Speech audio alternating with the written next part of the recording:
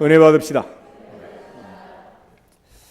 오늘 누가복음 6장에 있는 말씀을 읽었습니다. 본문은 예수께서 마태복음 5장, 6장, 7장 산상수훈의 말씀을 주신 내용을 누가가 다시 정리해서 기록하고 있는 내용입니다. 27절 말씀을 보면 그러나 이렇게 시작합니다. 그러나라는 것은 요즘 흔한 말로 반전인데, 세상에서는 세상 사람들의 원리가 있고 하나님의 백성들은 하나님의 백성으로 살아가는 원리가 있습니다. 무엇을 먹을까 마실까 입을까 염려하는 것들에 대해서 이는 이방인들이 구하는 것이다 라고 말했습니다. 예수님께서 당시에 오셔서 주신 말씀들은 항상 이처럼 당시에 사람들이 생각하던 것과 전혀 다른 차원의 가치관의 말씀을 주셨습니다.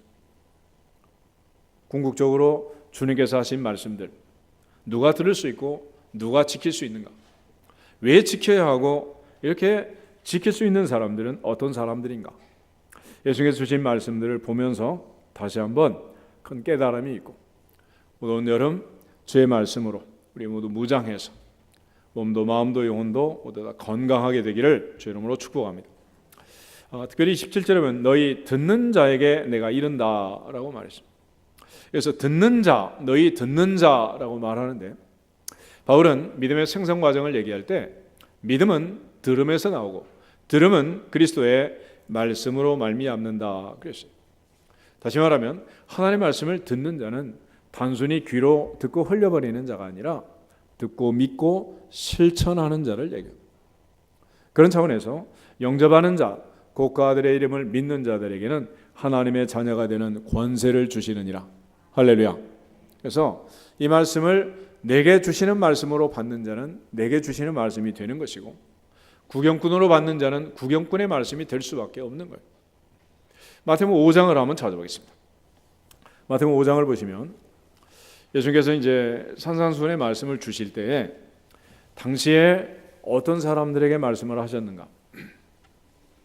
1절 말씀, 5장 1절 한 절을 같이 보겠습니다. 예수께서 무리를 보시고 산에 올라가 앉으시니 제자들이 나온지라. 아멘.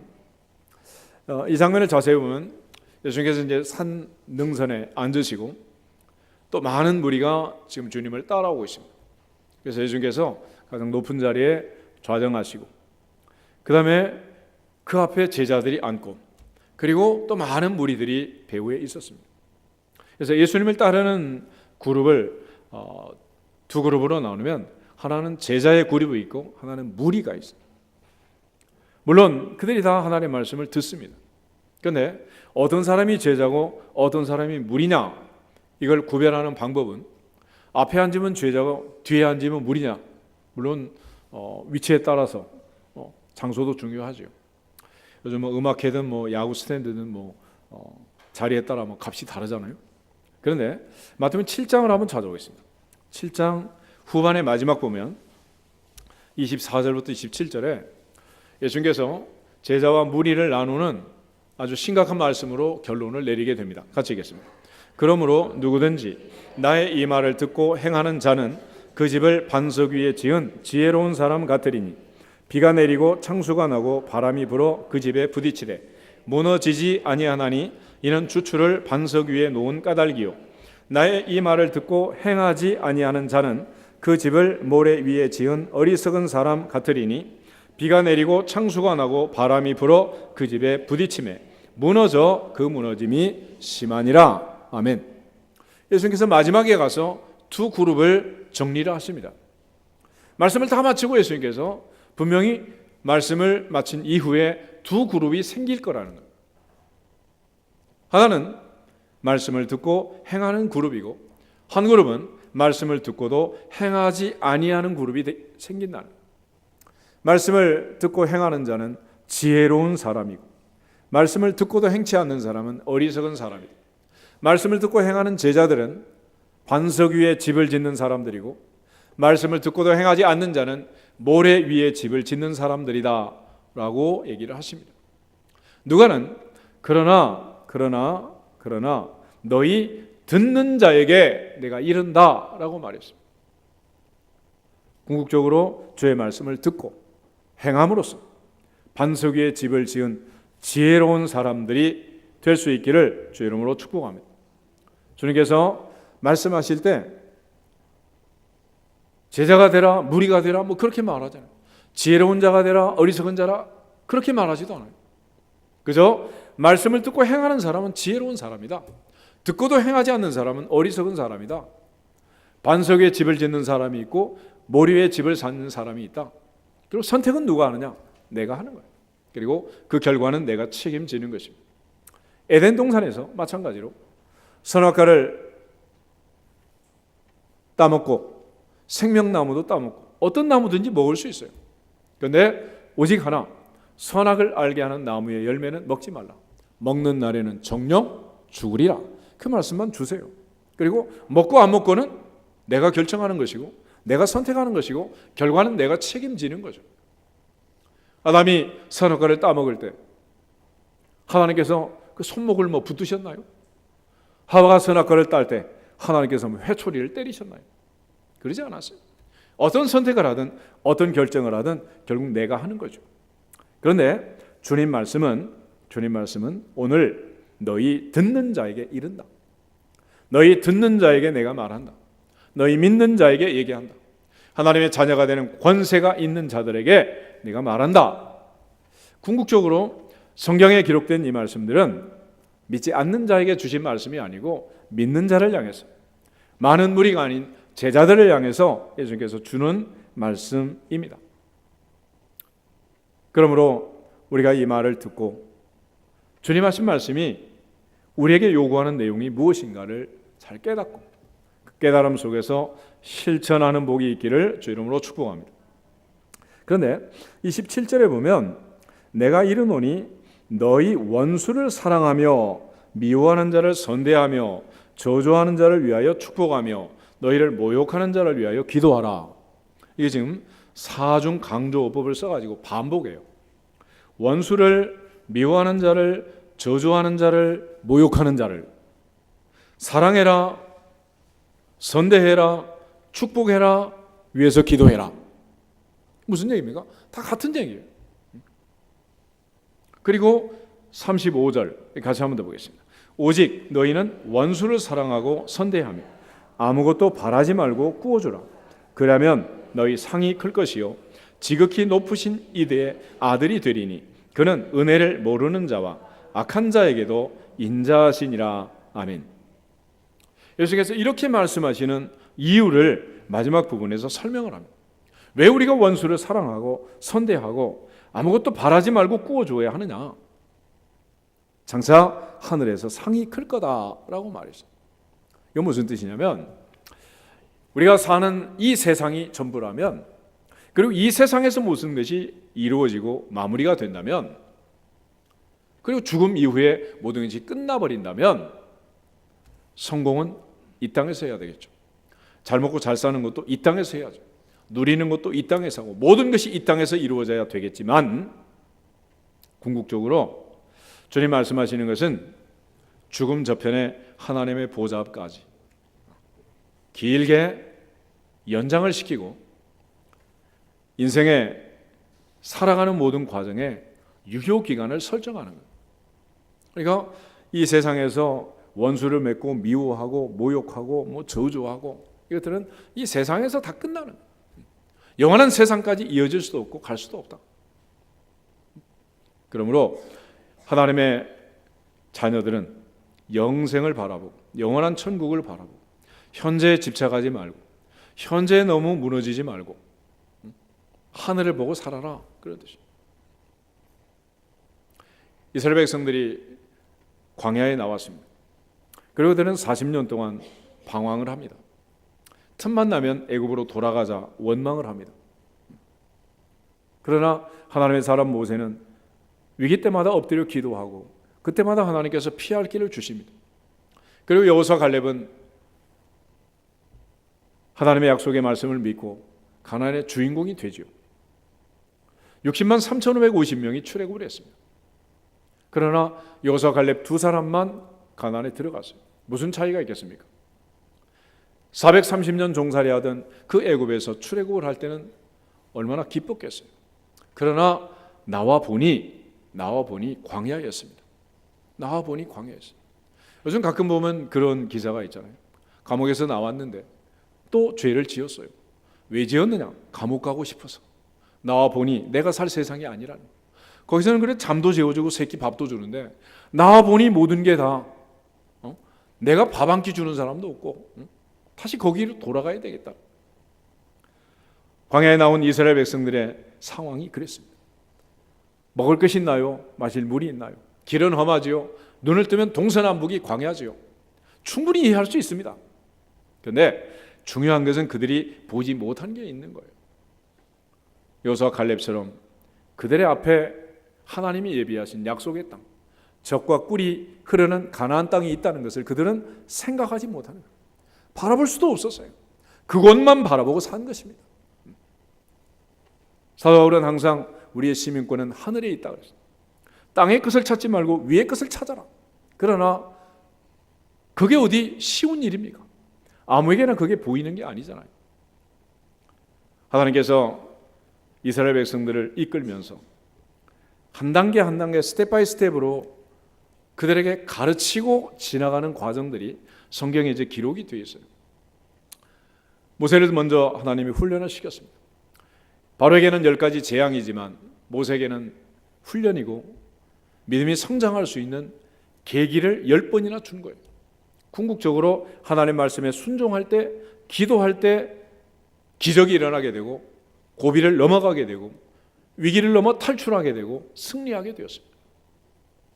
마라의 쓴물 앞에서도 홍해바다 앞에서도 르비딤에서 아말렉 족속과 전쟁할 때도 모세는 항상 하나님께 기도합니다. 그래서 모세가 깨달은 광야의 법칙은 아주 간단했어요. 같이 한번 따라하겠습니다. 최선은 부르짖는 것이요, 자선은 가만히 있는 것이요, 최악은 원망하는 것이다.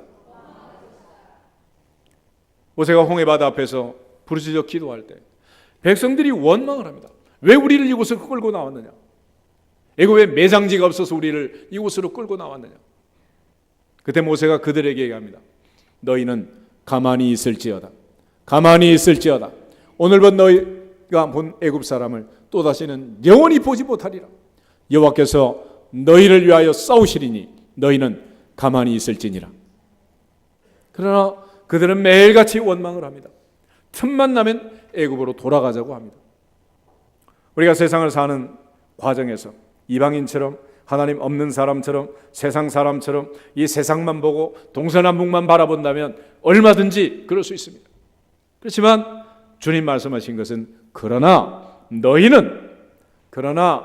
듣는 자는, 그러나 너희 믿는 자는, 그러나 하나님의 자녀의 권세를 가진 너희는 이렇게 살아야 한다라고 말하는 거예요. 오늘 하나님께서 약속하신 그 미래를 바라보면서, 하나님이 약속하신 젖과 꿀이 흐르는 가나안을 바라보면서, 하나님이 약속하신 신천신지를 바라보면서 하늘에 소망을 두고 살아갔던 믿음의 사람들처럼 하늘을 보고 하나님의 약속을 믿고 앞을 볼 수 있도록 눈이 열리고 귀가 열리고 하나님 주신 은혜가 임하기를 주의 이름으로 축복합니다. 결국 그러지 않는 이상 이런 말씀을 어떻게 지키겠냐는 거예요. 어떻게 이런 말씀을 실천할 수가 있겠습니까? 그래서 많은 사람들이 억울하다고 얘기하고 억울하고 분이 터져서 견딜 수가 없다. 그것 때문에 얼마나 많은 사람들이 법정에 고소 고발을 하는지 모릅니다. 총회도 그렇고 노회도 그렇고 학교도 그렇고 가는 곳마다 이 땅에서 삶이 억울하다는 거예요. 억울해. 결국 우리의 눈에 가난이 보이지 않고 광야만 보이니까, 동서남북의 사망만 보이니까 원망할 수밖에 없는 거죠. 그렇지만 오늘 주님은 우리에게 말씀하시기를, 말씀을 듣는 너희는 이렇게 살아야 한다고 얘기합니다. 다시 말하면 우리의 정체성을 확실하게 깨닫고 하나님께 영광을 돌릴 수 있기를 주 이름으로 축복합니다. 예수 믿기 이전과 이후가 얼마나 달라졌는가. 그래서 주님께서는 하나님의 사람들을 부를 때 그들에게 사명을 주시고 미션을 줘요. 베드로를 만나서 그물이 찢어지도록 고기가 잡히게 합니다. 그런데 주님께서는 그 사건을 통해서 오늘부터는 갈릴리 바다의 최고수가 되어서 계속해서 고기를 잡아라, 그런 뜻이 아니에요. 더 많은 고기를 잡아서 헌금을 해라, 그런 얘기도 아닙니다. 주님은 그 사건을 마지막으로 해서 고기잡이를 접고 오늘부터는 사람을 낚는 어부가 될지어다, 사람 낚는 어부가 될지어다. 다메섹 도상에서 사울을 붙들고 3일 동안 눈이 멀게 하시고 엎드려 기도하게 하시고 금식하게 하신 그 주님, 아나니아 선지자를 통해서 안수하며 비늘이 벗겨지고 눈이 열리게 하신 그 주님이 아나니아에게 이렇게 말합니다. 이 사람은 이방인을 위하여 택한 나의 그릇이다, 나의 그릇이다, 나의 그릇이다. 결국 그 사명을 위하여 살도록 하는 거예요. 80의 모세를 하나님 부르시고 바로 앞에 가서 내 백성을 끌어내라 말씀합니다. 어린 에레미야, 나는 말할 줄을 모릅니다. 그러지만 너는 두려워하지 말아라. 누구에게 보내든지 가고 무슨 말을 하라고 하든지 해라. 그래서 내 신분이, 내 정체성이 어떻게 바뀌었는가를 깨달아야 드디어 이런 일을 실천할 수 있게 되는 것입니다. 우리 디모데전서 1장을 한번 찾아보겠습니다. 바울은 주님 앞에 사명을 받고 나서 그 사명 앞에 충성할 수밖에 없는, 주님의 말씀을 실천할 수밖에 없는 이유를 고백하고 설명을 하는데 자기의 신분의 변화, 정체성의 깨달음을 통해서 얘기를 해요. 12절부터 15절에 있는 말씀까지 읽겠습니다. 나를 능하게 하신 그리스도 예수 우리 주께 내가 감사함은 나를 충성되이 여겨 내게 직분을 맡기심이니 내가 전에는 비방자요 박해자요 폭행자였으나 도리어 긍휼을 입은 것은 내가 믿지 아니할 때에 알지 못하고 행하였음이라. 우리 주의 은혜가 그리스도 예수 안에 있는 믿음과 사랑과 함께 넘치도록 풍성하였도다. 믿보다 모든 사람이 받을 만한 이 말이요 그리스도 예수께서 죄인을 구원하시려고 세상에 임하셨다 하였도다. 죄인 중에 내가 괴순이라. 아멘. 바울이 왜 하나님께 감사합니까? 깨닫고 나니 내가 과거에 했던 모든 일들이 비방자요 박해자요 폭행자였다는 거예요. 그러나 하나님께서 이 모든 것을 비방하지 않고 용서하시고 덮어주시고 무조건적으로 불러서 사도가 되어서 하나님의 복음을 전하게 하시니, 나를 충성되이 여겨 내게 직분을 맡기시니, 죄인 중에 괴수였던 내가 이 은혜를 받았으니 주 예수께 받은 사명 곧 은혜의 복음을 증거하는 일을 마치려 하면은 내 생명도 조금 더 귀한 것으로 여기지 않노라. 할렐루야. 디모전서 1장 1절에 디모데에게 편지를 쓰면서도 이렇게 말해요. 우리 구주 하나님과 우리의 소망이신 예수 그리스도의 명령을 따라 그리스도 예수의 사도된 바울은 그랬습니다. 명령한다고 다 가는 게 아니잖아요. 사울이 바울 되면서 그는 이 많은 깨달음 속에서 갈라디아서 2장 20절의 고백처럼 내가 그리스도와 함께 십자가에 못 박혔나니 그런즉 이제는 내가 사는 것이 아니요 오직 내 안에 그리스도께서 사시는 것이라.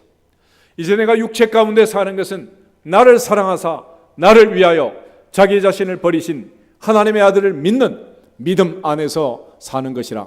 할렐루야. 왜 주님 죽으셨느냐? 나를 사랑해서 나를 위해서 죽으셨다는 거예요. 깨닫고 나니 이보다 좋은 복음이 없습니다. 그래서 15절에 믿보다 모든 사람이 받을 만한 이 말이요 그리스도 예수께서 죄인을 구원하시려고 세상에 임하셨다 하였도다. 바울은 죄인 중에 괴수였던 나를 위하여 주님 죽으시고 나를 살리고 나를 구원하게 오신 이 놀라운 사랑과 은혜를 깨달은 거예요. 로마서 5장을 한 번 더 찾아보겠습니다. 로마서 5장을 보면 사도 바울은 주님께서 나를 얼마나 사랑하셨는가를 깨닫고 고백하고 있습니다. 먼저 6절 읽겠습니다. 6절. 우리가 아직 연약할 때 기약대로 그리스도께서 경건하지 않은 자를 위하여 죽으셨도다. 8절 우리가 아직 죄인 되었을 때에 그리스도께서 우리를 위하여 죽으심으로 하나님께서 우리에게 대한 자기의 사랑을 확증하셨느니라. 10절 곧 우리가 원수 되었을 때에 그의 아들의 죽으심으로 말미암아 하나님과 화목하게 되었은즉 화목하게 된 자로서는 더욱 그의 살아나심으로 말미암아 구원을 받을 것이니라. 할렐루야.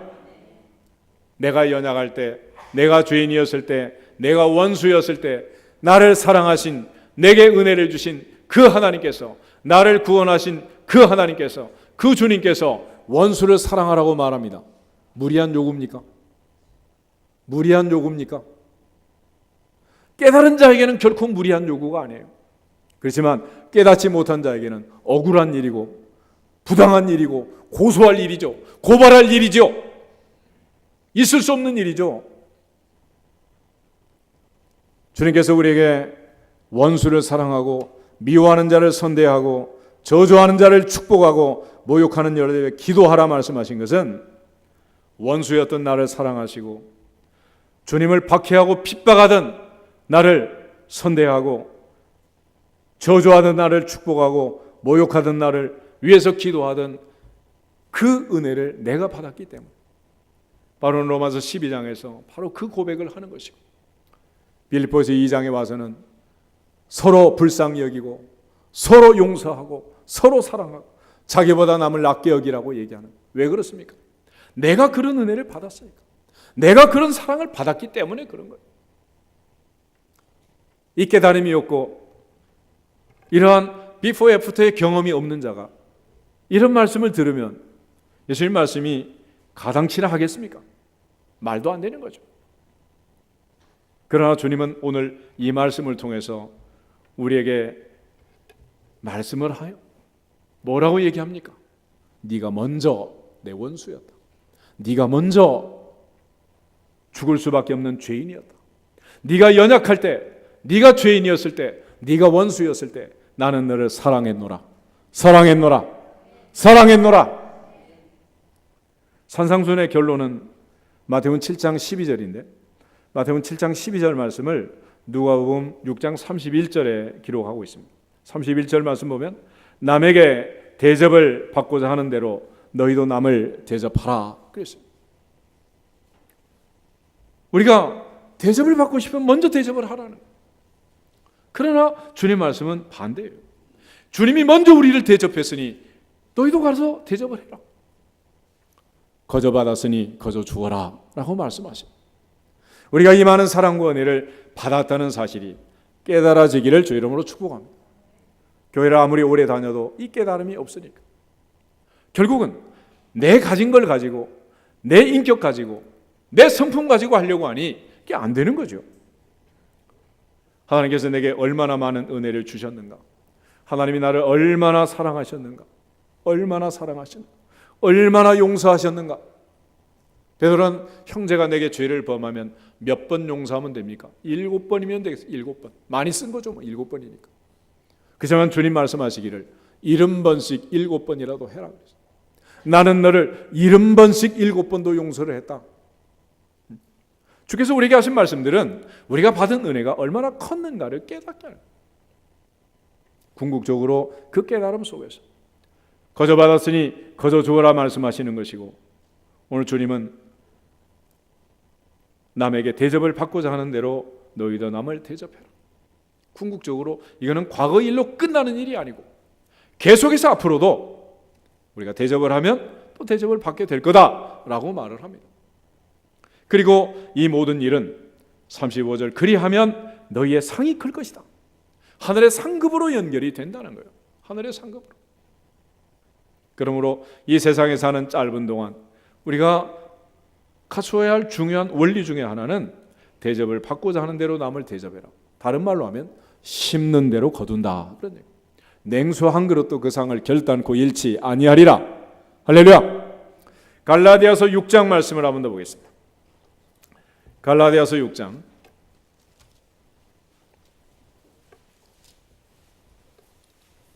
6절에서 10절에 있는 말씀. 6절부터 10절. 309페이지 가지겠습니다. 가르침을 받는 자는 말씀을 가르치는 자와 모든 좋은 것을 함께하라. 스스로 속이지 말라. 하나님은 업신여김을 받지 아니하시나니 사람이 무엇으로 심든지 그대로 거두리라.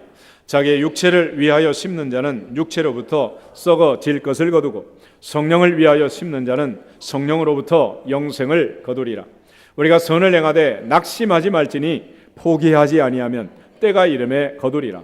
그러므로 우리는 기회 있는 대로 모든 이에게 착한 일을 하되 더욱 믿음의 가정들에게 할지니라. 아멘.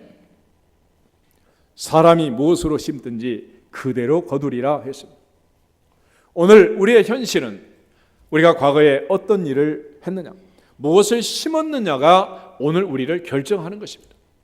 또 오늘 우리가 무엇을 심느냐에 따라서 내일이 결정되고 미래가 결정되는 거 아니겠습니까?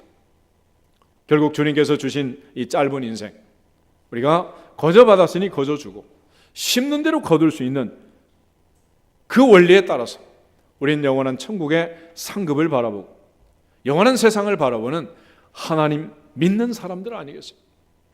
그러므로 세상은 그렇게 살지만 우리는 이렇게 살아야 된다. 이것이 오늘 하나님께서 내게 주신 비포 애프터가 달라진 사도 바울이 우리에게 강조해 주는 내용이에요. 내가 핍박자고 폭행자였을 때, 비방자였을 때 나를 용서하시고 용납하시고 사랑하신 그 주님께서 주신 그 은혜를 받은 사람답게 바울은 완전히 새 사람이 된 것입니다. 누구든지 그리스도 안에 있으면 새로운 피조물이라. 보라, 이전 것은 지나갔으니 새 것이 되었도다. 할렐루야. 누가복음 6장 다시 보시면 누가는 예수님이 하신 말씀에 결론을 지을 때 36절부터 38절 우리 같이 한 번 더 읽어보겠습니다. 너희 아버지의 자비로우신 같이 너희도 자비로운 자가 되라. 비판하지 말라. 그리하면 너희가 비판을 받지 않을 것이요. 정죄하지 말라. 그리하면 너희가 정죄를 받지 않을 것이요. 용서하라. 그리하면 너희가 용서를 받을 것이요. 주라. 그리하면 너희에게 줄 것이니 곧 후이되어 누르고 흔들어 넘치도록 하여 너희에게 안겨주리라. 너희가 헤아리는 그 헤아림으로 너희도 헤아림을 도로 받을 것이니라. 아멘. 예수 믿기 이전에 알지 못했을 때 우리는 무조건적인 불가항력적인 은혜를 용서를 받고 구원을 받은 거예요. 구원받은 이후에 이 사실을 깨닫고 우리가 또 용서하고 자비로운 자가 되어서 하나님의 은혜를 나누고 베풀면 장차 하나님께서 거기에 대해서 또 영원한 상급을 주시겠다 말씀하십니다. 얼마나 놀라운 일이에요. 하나님의 은혜로 구원을 받았고 구원받은 그 은혜가 깨달아지고 감사해서 그 사랑을 나누고 베풀면 거기에 대해서 또 상급을 주시겠대. 달란트 비율을 보면 1달란트, 2달란트, 5달란트 본인이 목돈 마련해가지고 개 타가지고 장사한 거 아니잖아요. 누가 주셨어요? 하나님 주셨습니다. 그 주신 달란트를 가지고 최선을 다해서 5달란트, 2달란트를 남겼습니다. 그랬더니 그걸 또 잘했다고 내 주인의 즐거움에 참여할지어다. 할렐루야. 그러니까 하나님을 믿고 주님을 섬기는 것은 세상 말로 해도 이거는 남는 장사지 뭐. 할렐루야. 내 것 들어간 게 있습니까? 아무것도 없어. 하나님께서 물부터 기름부터 부어주시고 그 중에 10분의 1을 내라. 냈더니 또 쌓을 곳이 없도록 부어주겠대. 할렐루야. 그런데 그걸 못해요. 왜 못하느냐? 깨달음이 없어서. 내가 과거에 어떤 사람이었는가? 내가 얼만큼 큰 은혜를 받았는가? 그걸 모르는 거예요. 그래서 오늘 아버지의 자비로우신 같이 너희도 자비로운 자가 되라 말씀하면서 하나님께서 얼마나 우리에게 자비를 베푸셨는가를 가르쳐 주는 거예요. 그래서 2장에 보면 회개하라고 말할 때 옷을 찢지 말고 마음을 찢으라고 할 때 이유가 뭐냐? 하나님은 은혜롭고 자비롭고 노하기를 더시하시고 할렐루야. 누구든지 돌아오면 용서하시고 용납하신다는 거예요. 이러한 하나님을 섬기지 못하고 복을 못 받는다면 우리에게 문제가 있는 거 아니겠습니까? 결국 하나님의 말씀은 이런 거예요. 비판하지 말라. 그리하면 너희가 비판을 받지 않을 거다. 정죄하지 말라. 그러면 너희가 정죄를 받지 않을 거다. 용서해라. 그러면 너희가 용서를 받을 거다. 다시 말하면 비판할 일이 많아도 나는 너를 비판하지 않았다. 정죄할 일이 많아도 나는 너를 정죄하지 않았다. 그야말로 도저히 용서할 수 없지만 다 용서했다라고 말하는 거예요. 사도 바울처럼 그 엄청난 용서를 받았다는 사실을 깨달아요. 베드로처럼 3번씩이나 부인한 일을 용서받았다는 사실을 깨달아요. 주님을 사랑하고 죄의 말씀에 순종할 수가 있는 것입니다. 그 은혜를 받았다고 생각한다면 원수를 사랑해라. 무리한 요구입니까? 힘든 일인가요? 그게 없으니까 우린 늘 힘든 거예요. 내 힘으로, 내 능력으로, 내 것 가지고 하다 보니까 하나님이 주신 건 아무것도 없다고, 받은 게 뭐가 있냐고, 우리에게 뭘 해주셨냐고 광야 세대처럼 원망하다 보니 인생이 늘 힘들고 고달픈 거예요. 하나님 앞에서 말씀의 거울에 내 모습을 비춰보면서 내 눈에 대들보가 있던데 우린 남의 눈에 티를 가지고 얼마나 많은 얘기를 합니까? 그러나 주님은 우리를 그렇게 비판하지 않았고 그렇게 헤아리지 않았고 우리가 죄인이요 우리가 원수였지만은 사랑하고 용납했다는 거예요. 그러므로 그 주님께서 우리에게 말씀을 하십니다. 구원해 준 그 은혜 우리가 감사하면서 얼마든지 흘려보낼 수 있는데 그걸 깨닫지 못하고 또 세상의 원리로 돌아가면 궁극적으로 망할 수밖에 없는 거예요. 마태복음 18장에 보면 1만 달란트 빚진 자가 100데나리온 빚진 자를 붙들고 갚으라고 다그치는 장면이 있습니다. 주인은 그에게 1만 달란트를 탕감해 줬어요. 엄청난 부채를 탕감해 줬지만 그는 그 주인에게 탕감받은 그 은혜를 잊고 100데나리온 빚진 자를 붙들고 싸운 거예요. 싸우고. 여러분 한 달란트가 얼마인 줄 아십니까? 한 달란트는 6,000데나리온 6,000데나리온. 마리아가 깨뜨린 옥합을 전문가 가룟 유다가 감정을 했잖아요. 300데나리온이다. 300데나리온이 얼마입니까? 주일 빼고 휴일 빼면 1년치 연봉이에요. 연봉. 그런데 100데나리온 물론 한 3분의 1 되니까 한 4개월치 되니까 뭐 적은 건 아니죠. 그렇지만 그게 6,000데나리온이면 20년 아니겠어요? 20년. 20년을 모아야 10,000달란트면 20만 년. 20만 년을 탕감받은 거예요. 20만 년. 근데 그게 금달란트가 되면 15배가 뛰어요. 300만 년. 300만 년치를 탕감받았는데 넉 달치를 가지고 고소고발하고 있는 거예요. 왜 그렇습니까? 300만 년치를 탕감받았다는 사실이 내게는 없는 거예요. 내 인생에는 없는 거예요. 예수를 믿고 교회를 다니지만 그 탕감받은 은혜에 대한 깊은 감사와 깨달음이 없는 거예요. 그러니 힘들 수밖에. 주님 오늘 말씀하십니다. 얼마나 많은 흠이 있고 얼마나 많은 부족함이 있지만 주님 우리를 용서하셨고 덮어주셨고 눈 감아주셨고 붙들어주셨고 세워주셨고 충성되이 여겨 믿고 일꾼으로 세워주시고 맡겨주셨고 할렐루야. 이 엄청난 은혜를 주신 거예요. 산상순에서 주님께서는 단순히 나처럼 해라 그리고 자기를 무슨 뽐내신 겁니까? 그거 아니잖아요. 주님은 이 말씀 속에서 하나님 아버지께서 나에게 얼마나 큰 사랑을 베푸셨는가, 얼마나 큰 사랑을 베풀어 주셨는가, 그 사랑을 받은 자답게 내가 너희를 사랑하는 것 같이 너희도 서로 사랑하라. 베드로 만났을 때 주님 묻기를 내가 나를 사랑하느냐 그랬죠. 바울은 이 사랑에 대한 깨달음으로 평생을 사는 거예요. 나를 사랑하사 나를 위하여 자기 몸을 버리신 하나님의 아들을 믿는 믿음 안에서 산다. 할렐루야. 오늘 누가 믿는 이 모든 말씀은 한마디로 얘기하면 나는 너를 사랑한다. 너도 나를 사랑하느냐? 그렇다면 지극히 작은 한 원자, 지극히 작은 소자 냉수 한 그릇에다 주고 사랑하고 용서하고 베풀고 나누라는. 그럼에도 불구하고 내 눈에 아직도 대들보가 있는데 남의 눈에 티를 가지고 나는 절대 변화되지 않으면서 네가 바뀌라고 그렇게 싸우고 있는 거죠. 하나님의 보좌 앞에서 주라, 그리하면 너에게 줄 것이니 후이되어 누르고 흔들어 넘치도록 안겨주리라 그랬습니다. 주님께서 얼마든지 우리에게 베풀어 주셨고 주시는 일을 생각하면서 거저 받았으니 거저 주어라. 또 우리가 주기만 하면 누르고 흔들어 넘치도록 안겨주겠다는. 주님께서 말씀하실 때 30배, 60배, 100배 열매를 거둔다 그렇게 말합니다.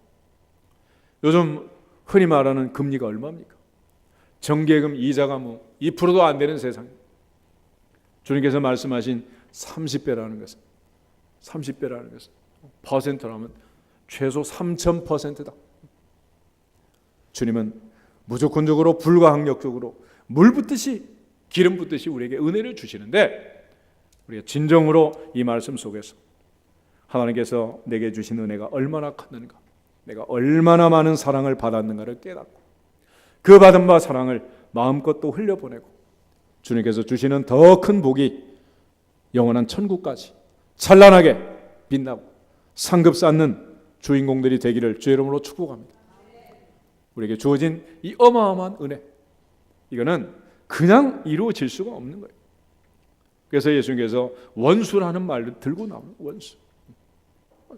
네가 연약할 때, 죄인이었을 때, 원수였을 때 결국 그러한 놀라운 사랑과 은혜를 우리가 받았으므로 이제는 이 사랑과 은혜를 깨닫고 마음껏 흘려보내는 주인공들이 되기를 주의 이름으로 축복합니다. 우리 옆 사람 앞에 인사하겠습니다. 하나님은 당신을 사랑하십니다. 다시 한번, 하나님은 나를 사랑하십니다. 할렐루야. 다 같이 가슴에 손을 한번 얹어 지그시 눈을 감고 토닥토닥 하면서 하나님은 나만 사랑하십니다. 할렐루야. 이 엄청난 사랑을 받았으니 서로 사랑하라고, 원수도 사랑하라고, 아버지의 자비하심처럼 자비하라고 말씀하신 요구가 당연한 거 아니겠어요? 이 놀라운 사랑 앞에 다시 한번 감격하면서 마음껏 주님의 사랑을 받은 자답게 행복하고 하나님의 사랑을, 용서를 받은 자답게 흘려보낼 수 있기를 주 이름으로 축복합니다. 하나님의 사랑을 사모하는 자,